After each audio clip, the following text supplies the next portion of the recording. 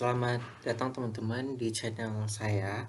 Kali ini kita akan membahas bagaimana penentuan perlakuan terbaik dengan menggunakan metode Zeleny tahun 1982. Di mana metode Zeleny itu berbagai banyak macam langkah yang dilakukan. Salah satunya itu melakukan multiple attribute methods. Nah, ada lagi yang kayak MADM, MCDM gitu, masih banyak yang lainnya. Nah, ini untuk salah satunya untuk penentuan perlakuan terbaik dengan menggunakan metode Zeleny. Nah, bagaimana cara menentukannya? Yaitu untuk menentukan kombinasi perlakuan terbaik digunakan metode multiple attribute dengan prosedur pembobotan sebagai berikut. Yang pertama, ditentukan terlebih dahulu nilai ideal pada masing-masing parameter.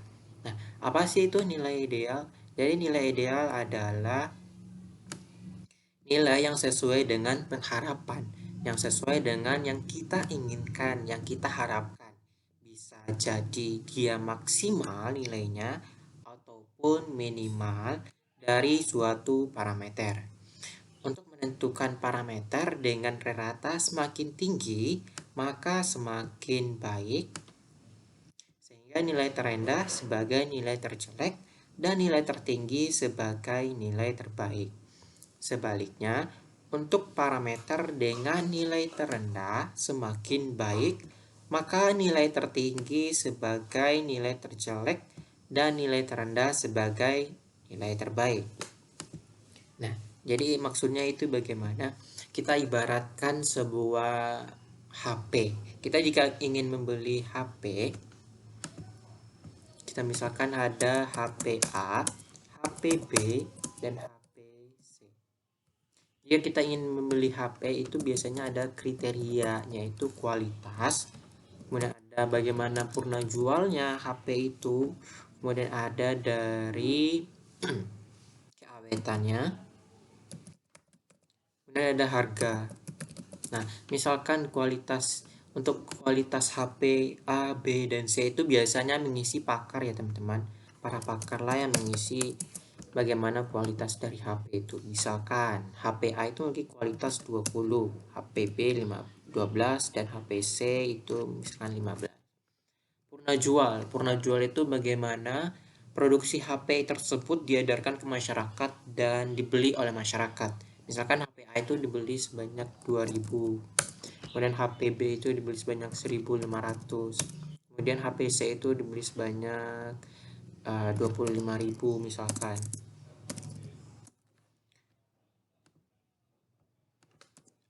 2500, maaf.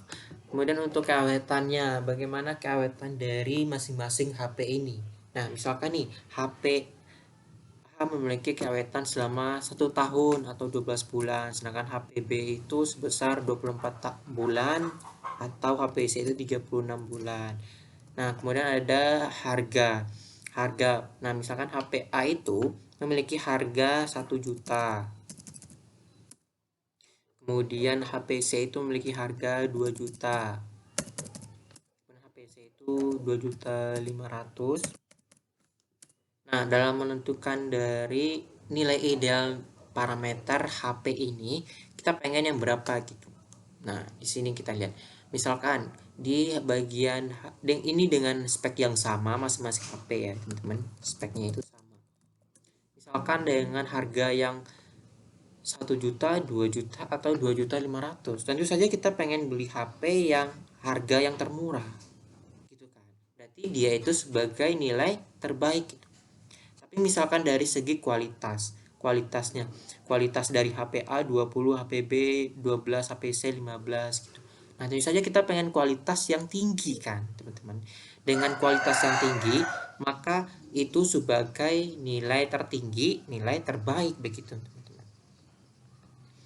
Nah, seperti itu.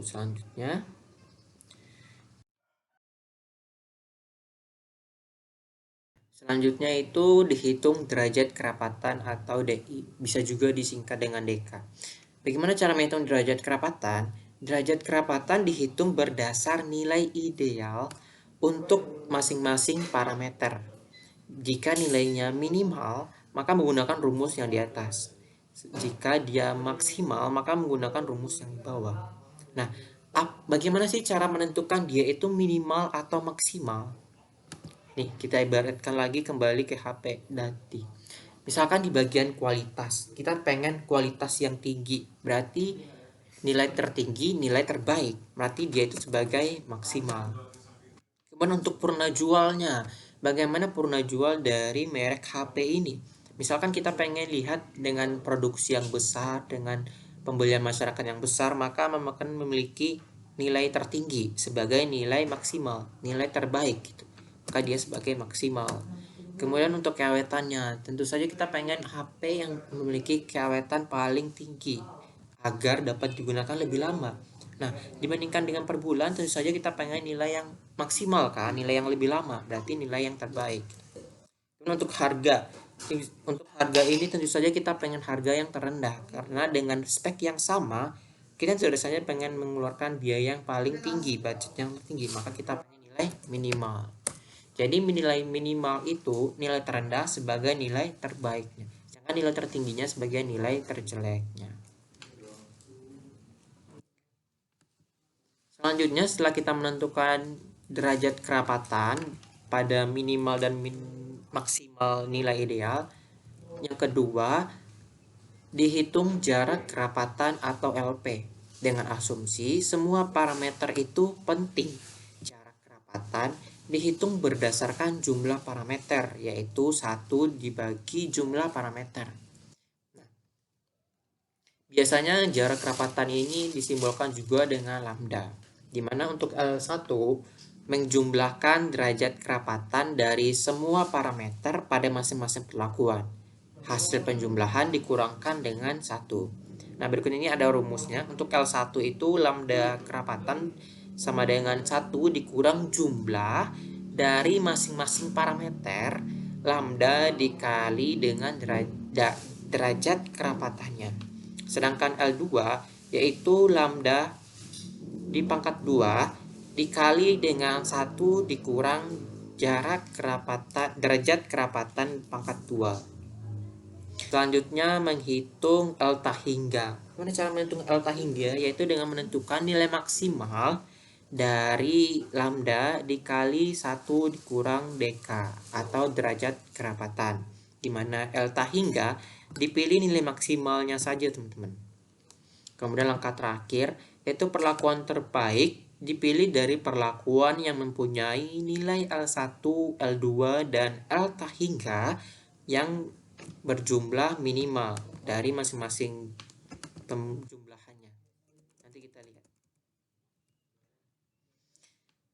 Oke, karena teman-teman sudah mengetahui cara menentukan nilai idealnya bagaimana, berikut ini ada data dari perlakuan. Nah, metode Zell ini biasanya digunakan juga berbagai bidang, seperti bidang penelitian di laboratorium atau bidang marketing, manajemen untuk menentukan harga suatu barang, menentukan produk mana yang terlaris dijual di masyarakat gitu. Nah, untuk bagian penelitian bisa contohkan di bagian lab. Misalkan kita mempunyai produk mie yaitu dengan fortifikasi singkong 5%, singkong 10%, singkong 15%, kemudian dengan menggunakan ubi Garut 5%, Garut 10%, Garut 15%, manakah yang terbaik dari masing-masing perlakuan ini tentu saja berdasarkan parameter yang kita ujikan di laboratorium. Karena kita tahu bahwa misalkan di singkong ini yang terbaiknya itu kadar air. Sedangkan di singkong 10% ini yang terbaiknya lemak misalkan. Sedangkan yang di 15%-nya yang terbaik itu bisa jadi di kadar karbohidratnya. Nah, ini sangat sulit kita menentukan parameter yang terbaik sedangkan perlakuannya itu berbeda-beda. Maka digunakanlah metode Zeleny ini. Nah, kita lihat dulu prosedur yang pertama itu menentukan nilai ideal. Setelah kita menentukan nilai idealnya, maka kita tentukan derajat kerapatannya menggunakan minimal dan juga maksimal. Nah, ini saya pindahin dulu biar bisa lihat rumusnya nanti.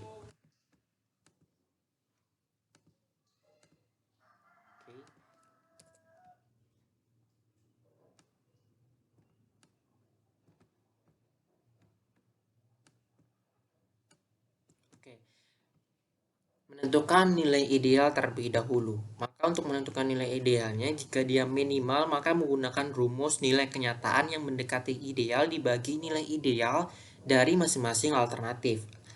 Sedangkan untuk yang maksimal, jika digunakan rumus derajat kerapatannya, nilai ideal dari masing-masing alternatif dibagi nilai kenyataan yang mendekati ideal. Nah, bagaimana cara menentukan nilai minimal dan maksimal? Sebelumnya sudah saya bilang, di kadar air, tentu saja kita pengen kadar air yang rendah, yang minimal, agar produk mie ini bertahan lebih lama atau awet. Berarti dia itu minimal. Kemudian protein. Bagaimana cara menentukan di bagian protein pada produk? Tentu saja kita pengen protein yang tinggi, teman-teman. Berarti yang maksimal. Selanjutnya untuk lemak. Bagaimana dengan yang lemak? Oke, saya pengen lemak yang rendah karena dengan lemak yang rendah maka akan mempertahankan keawetannya dari ketang ikan misalkan. Maka kita pengen lemak yang minimal. Kemudian untuk yang abus. Bagaimana dengan yang abuk? Pada sampel mie atau produk mie kita ini, saya pengen maksimal karena abu mineral yang di dalamnya itu tinggi gitu misalkan. Oke, ditulis maksimal. Kemudian untuk yang karbohidrat, bagaimana dengan yang karbohidrat? Tentu saja produk mie ini tuh tidak luput dari penambahan ubi-ubian, dengan yang mana itu memiliki karbohidrat yang tinggi. Maka tentu saja kita pengen nilai yang tertinggi, yang sebagai nilai terbaiknya, maka dia sebagai maksimal. Untuk kadar airnya, kadar air dari minyak bagaimana? Tentu saja kita pengen yang minimal misalkan. Kemudian untuk daya serap, bagaimana dengan daya serap dari minyak, produk minyak? Tentu saja kita pengen daya serapnya itu maksimal kan, sehingga tercapai pembuatan produknya. Kemudian bagaimana kelarutannya pada saat dibikin mie? Maka tentu saja kita pengen kelarutannya itu yang minimal, karena dengan kelarutan yang rendah maka tidak hilangnya kandungan-kandungan dari produk kita itu. Seperti itu. Nah, setelah kita menentukan nilai minimal maksimal masing-masing parameter atau alternatif, maka kita tentukan dengan menggunakan rumus. Nah, terus bagaimana cara memasukkan rumusnya? Sangat gampang. Teman-teman hanya perlu membuat pembagi. Di mana pembagi ini tuh yang bakal membaginya. Nah, di kadar air, kita pengen kadar air yang memiliki nilai minimal. Ya, kita masukin rumus minimal, kita buat range nilainya, maka didapatkan nilai minimal kadar air itu 1,72. Nah, selanjutnya untuk yang protein, kita pengen yang maksimal. Berarti tinggal buat aja maksimal, terus dibuat range-nya. Nah, didapatkan protein itu tertingginya 12,5. Nah, begitu pun seterusnya. Nah, untuk mempersingkat waktu, jadi saya bakal mempercepat videonya nanti.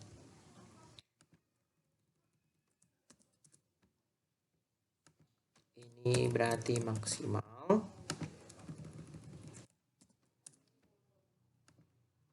Ini maksimal.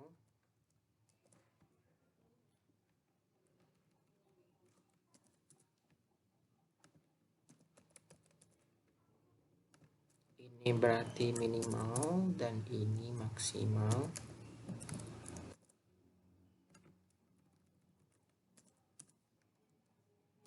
Ini minimal.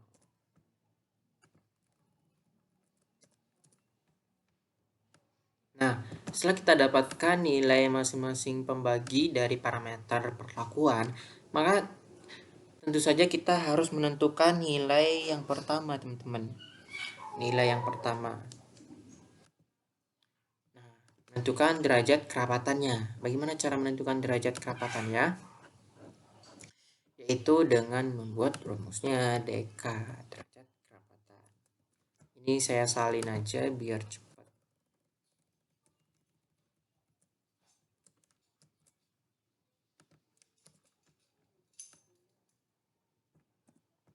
Nah, untuk menentukan derajat kerapatannya itu DK sama dengan, atau DI bisa, nilai kenyataan yang mendekati ideal dibagi nilai ideal dari masing-masing alternatif. Nah, untuk menentukan dia minimal maksimal sudah. Berarti untuk pembaginya itu sangat gampang, teman-teman. Kalau dia minimal, maka pembaginya itu berada di bawah, di atas. Kalau dia minimal, pembaginya itu berada di atas karena nilai kenyataannya ini mendekati nilai ideal, nilai yang kita harapkan, gitu kan. Sedangkan kalau dia maksimal berarti pembaginya itu berada di bawah karena yang kita harapkan itu rumusnya itu berada di bawah. Nah, maka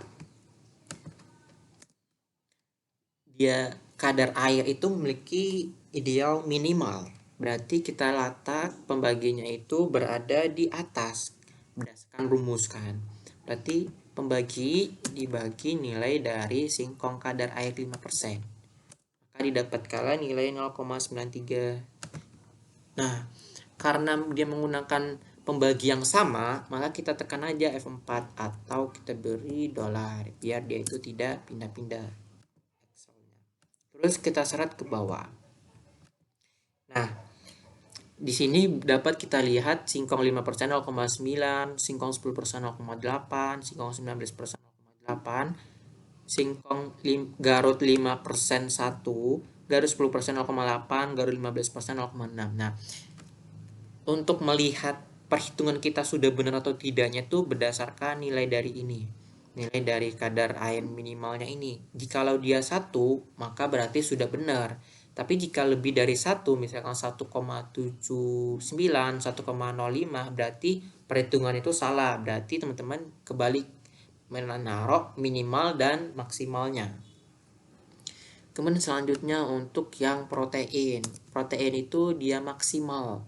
Ingat, kalau dia maksimal berarti pembaginya itu berada di bawah karena nilai kenyataan yang kita harapkan itu berada di bawah pada rumus. Maka nilai singkong di atas dibagi nilai pembagi. Jangan lupa kita dolarkan karena menggunakan rumus yang sama. Terus kita tarik ke bawah.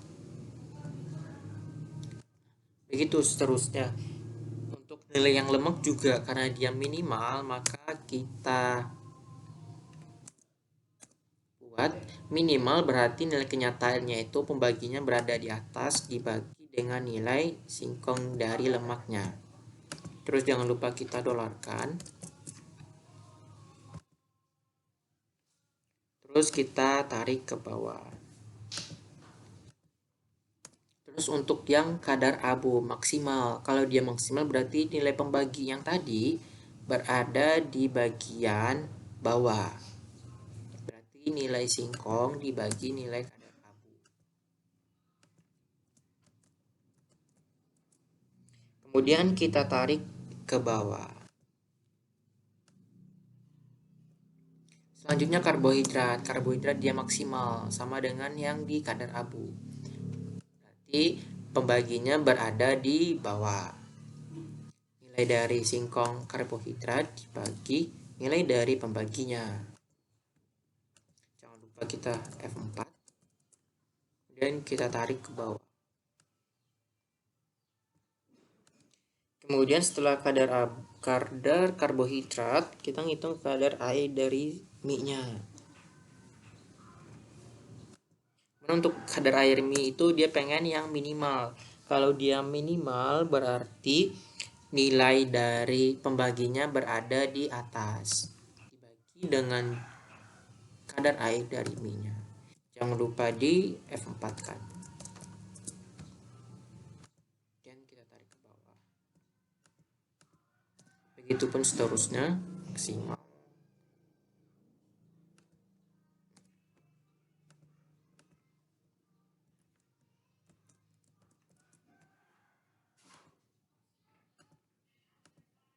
Kita seret ke bawah.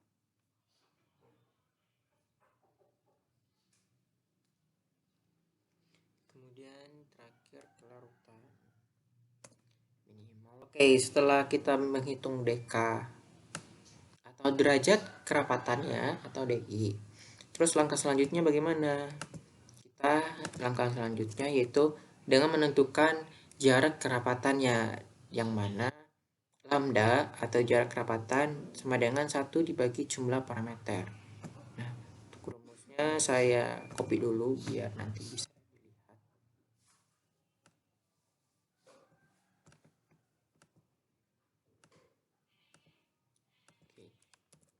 Ini rumusnya.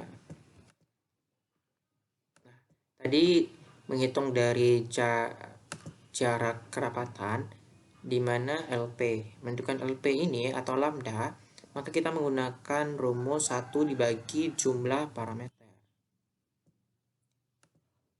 Nah, 1 dibagi jumlah parameter. Parameter kita ada berapa? 1, 2, 3, 4, 5, 6, 7, 8. 0,125 nilai LP-nya atau lambdanya. Nah, kemudian kita harus menentukan nilai masing-masing L1, L2, L hingga. Nah, untuk menentukan nilai L ini kita lihat dulu dalam kurung yang mana yang harus kita kerjakan terlebih dahulu. Di sini kita bisa lihat nilai dari lambda dikali dengan dk atau derajat kerapatan. Sedangkan di sini 1 dikurang dk. Kemudian untuk yang L hingga 1 dikurang dk. Berarti kita nyari 1 dikurang dk atau derajat kerapatannya. Nah, ini saya copy dulu.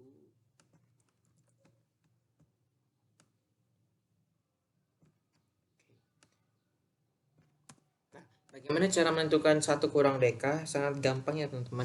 Jadi tinggal 1 dikurang dk, karena dk nya sebenarnya sudah kita cari. Maka tinggal masukin rumusnya saja. Terus didapetinlah nilai dari 1 kurang dk. Pada singkong 5% kadar airnya 0,06. Terus kita seret aja ke bawah dan kita seret ke sebelah kanan. Maka didapatkan masing-masing nilai 1 dikurang dk. Nah, terus apalagi yang kita butuhkan? Pada rumus kita lihat 1 dikurang dk udah. Nah, kemudian di sini juga ada 1 dikurang dk pangkat 2. Maka kita pangkatkan 2.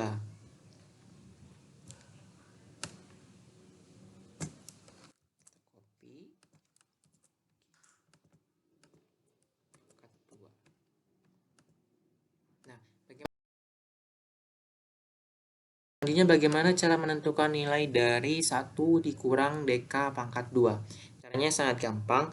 Yang pertama, kita sudah mendapatkan nilai dari 1 dikurang dk, teman-teman. Berarti kita tinggal memangkatkan 2 saja. Berarti nilai dari tabel kadar air 5% dipangkatkan dengan 2. Nah, kemudian untuk yang 10% juga begitu. Tabel yang 10% dengan 2. Nah, kalau sudah dapat tinggal kita tarik. Kemudian tinggal kita geser ke kanan. Nah, sehingga kita sudah mendapatkan nilai masing-masing dari 1 dikurang dk pangkat 2. Oke, kita sudah mengerjakan rumus yang berada di dalam kurung yang terlebih dahulu dikerjakan. Maka kita bisa melanjutkan dengan menentukan nilai masing-masing dari LE-nya.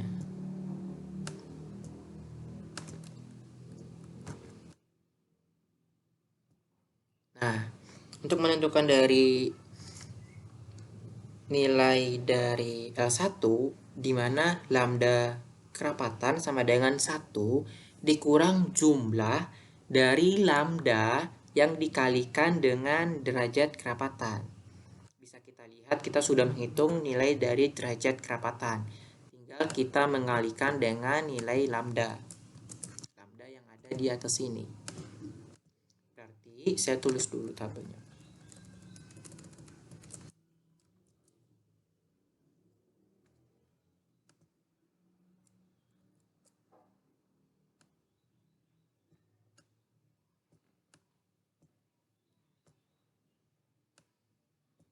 Nah, untuk menentukannya itu berarti tinggal kita kalikan saja, karena kita sudah mendapatkan nilai masing-masingnya kan.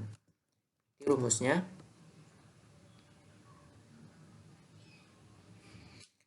Satu dikurang jumlah dari lambda dikali derajat kerapatannya. Sehingga J nilai dari lambda kita kalikan dengan nilai dari masing-masing kadar airnya sesuai perlakuan. Kemudian kita enterkan. Oke, sudah dapat nilainya.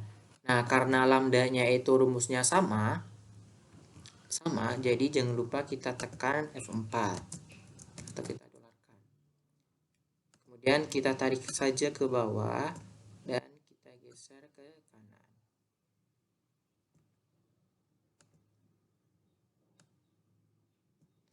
Nah, sehingga kita sudah dapat masing-masing nilai dari parameter perlakuannya, teman-teman. Nah, untuk memudahkannya kita buat aja 2 di belakang koma.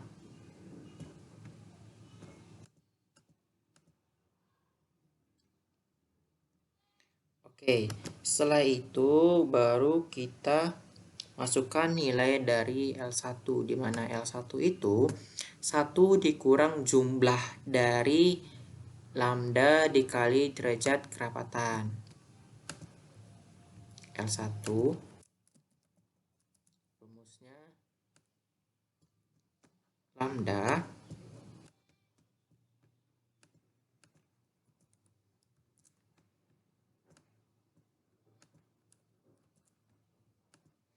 dikali dengan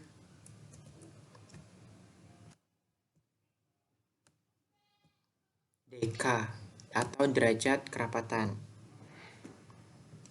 kurang 1 dikurang dk. Oke, ini untuk nilai L1 nya, karena untuk dk nya sudah kita kalikan, berarti tinggal kita masukin ke nilai sini.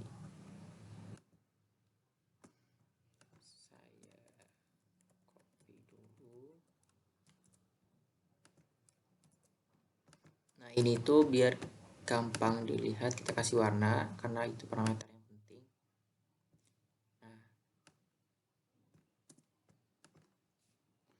untuk menentukan nilai dari L1 lambda dikali dengan 1 kurang dk, sehingga kita dapat menggunakan rumus dari lambdanya sudah kita masukkan. Lambdanya sudah ada, berarti lambda dikali dengan nilai dari 1 kurang dk. Nilai 1 kurang dk itu terletak di sini. Nah, sehingga didapatkan hasil 0,007.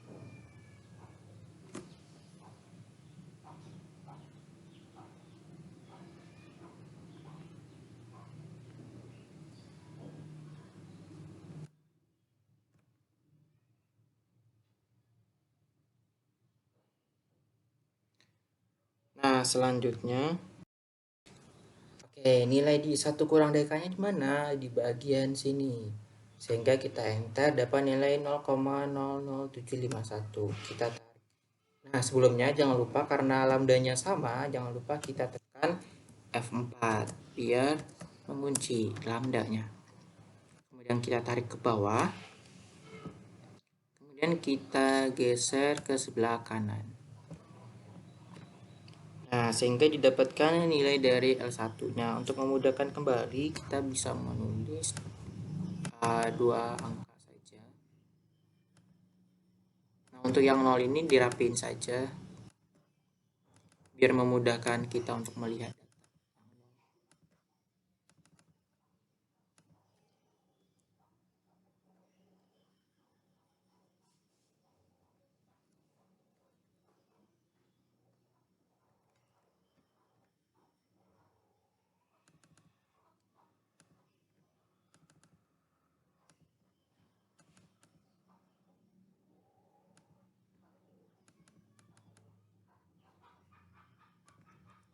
Oke, setelah kita buat 0 nilai semuanya. Oke, selanjutnya kita menghitung nilai L2-nya. Di mana rumus L2? Nah, L2 di mana lambda pangkat 2 dikali 1 dikurang dk pangkat 2. Nah, kita tinggal masukkan hitung rumus L2-nya. lambda pangkat 2 1 kurang dk pangkat 2. Saya harus ambil lambda pangkat 2 dikali 1 kurang dk pangkat 2.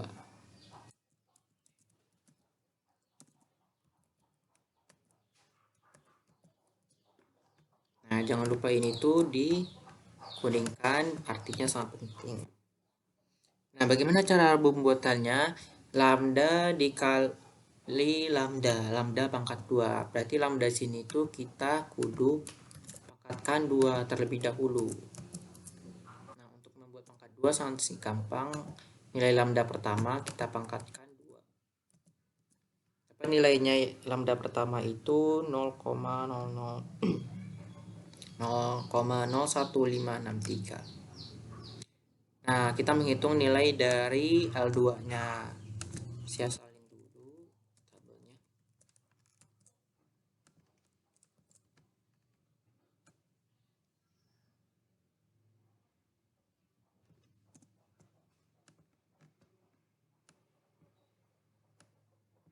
Oke. Untuk menghitung nilainya sangat gampang, berarti kita sudah mendapatkan nilai lambda pangkat 2. Kemudian dikali dengan nilai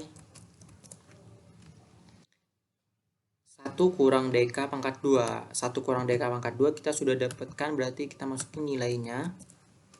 Kita enter. Maka didapatkanlah nilainya itu, ini diubah jadi pakai koma saja.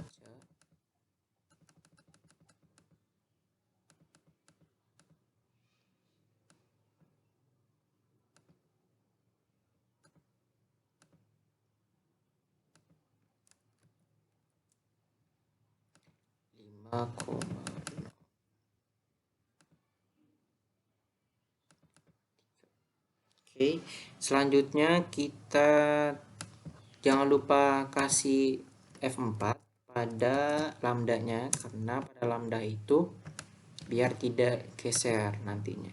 Terus kita tarik ke bawah. Kemudian kita geser ke sebelah kanan. Nah, jangan lupa yang 0 ini bisa kita nolkan.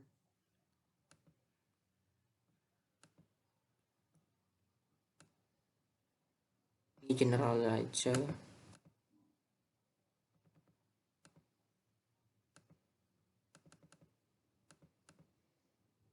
Oke, terus yang bisa dinolin. Oke, udah semua.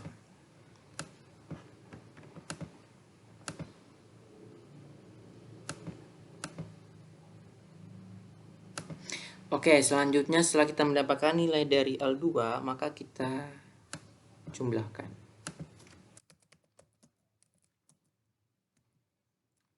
Nilai jumlah yaitu sum.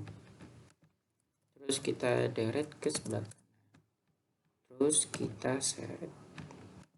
Terus kita seret dia ke sebelah bawah. Maka udah didapatkan nilai masing-masing dari jumlahnya.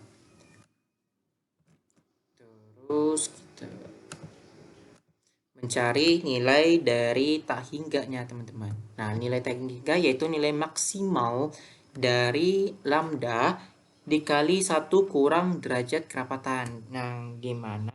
Sebelumnya kita sudah mendapatkan nilai dari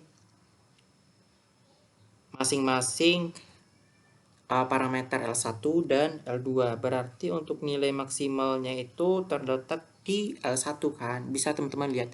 Lambda dikali 1 kurang dk. Lambda dikali 1 kurang dk. Berarti ini kan teman-teman. 1 di lambda dikali dk kurang 1. Itu sama saja teman-teman. Jadi untuk L1-nya ini jangan lupa kita jumlahkan. Terus kita seret ke kanan, kita tarik ke bawah.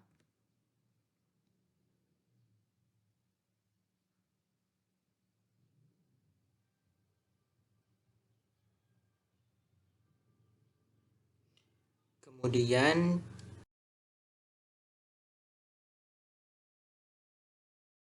maksimal dari masing-masing parameter itu berapa gitu. Berarti sangat gampang teman-teman untuk menentukan nilai maksimalnya, itu berarti tinggal di search saja. Berarti maksimal yang pertama, maksimal diseret untuk yang singkong. Oke, kemudian untuk yang singkong 10% juga begitu, maksimal nilai dari 10%-nya. Oke, kemudian kita tarik saja ke bawah.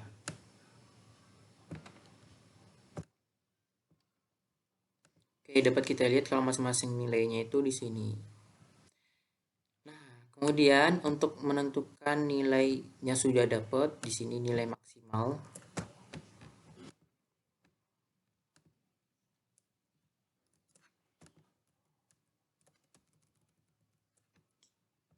Kita kuningkan.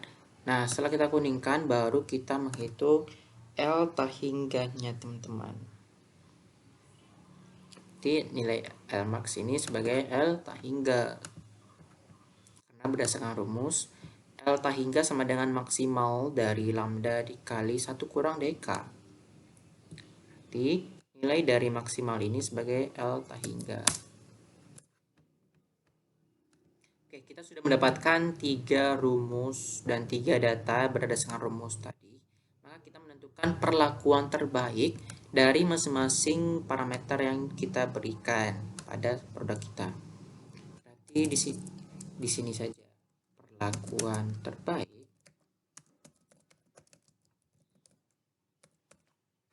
sama dengan perlakuan. Saya salin aja ini biar cepat.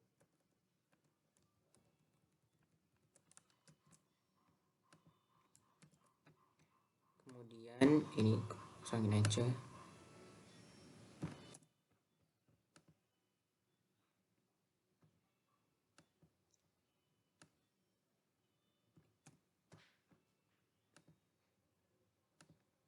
Oke, sini tuh ada nilai L1, L2 dan L tahingga, atau ya benar nilai L tahingga.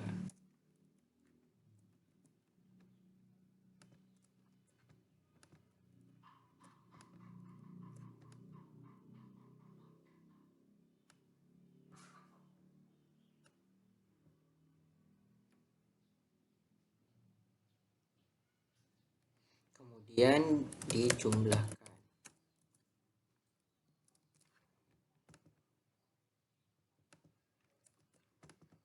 Nah, kita tinggal copy paste aja teman-teman. Nilai L1 tadi kita sudah dapat bahwa nilai L1 itu kan nilai L1-nya di jumlah dari L1 ini. Kita copy saja. Taruh di L1. Kemudian buat saja nilai. Kemudian dari nilai L2, L2-nya jumlahnya kita sudah dapat. Kita copy, kita taruh di L2. Kemudian L tahingganya kita sudah dapetin juga. L tahingganya itu ini. Kita copy saja biar cepat. Sehingga kita taruh ke bawah. Nah, sehingga kita sudah mendapatkan masing-masing dari nilai L1. Kemudian kita lakukan jumlah.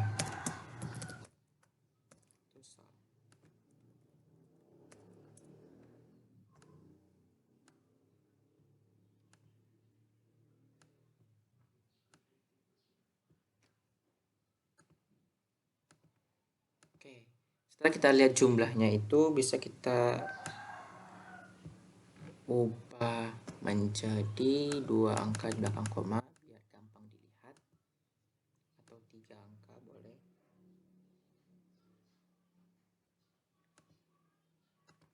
Nah, kemudian kita lakukan uji ranking. Ranking berarti dia yang terbaik kan, yang tertinggi berarti. Nah, ranking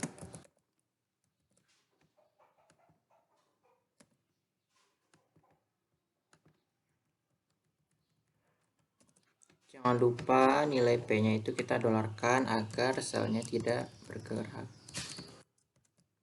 Terus kita enter. Kita tarik ke bawah. Oke, didapatkan nilai rankingnya ranking 5, ranking 1 gitu. Nah, kita kembali lagi ke soal.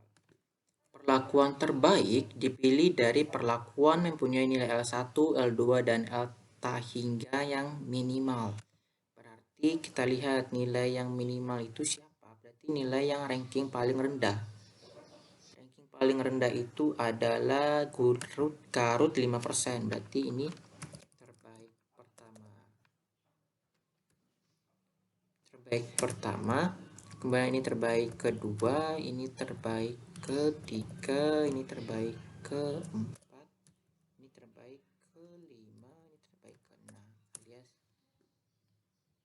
sangat tidak disukai. Berarti yang terbaik dari sampel mie-nya itu adalah Garut 5%. Oke teman-teman, begitulah cara perhitungan menggunakan metode Zeleny. Semoga teman-teman dapat mudah pahami dan mengerti. Jikalau teman-teman pusing, silakan minum air terlebih dahulu dan berhenti sejenak.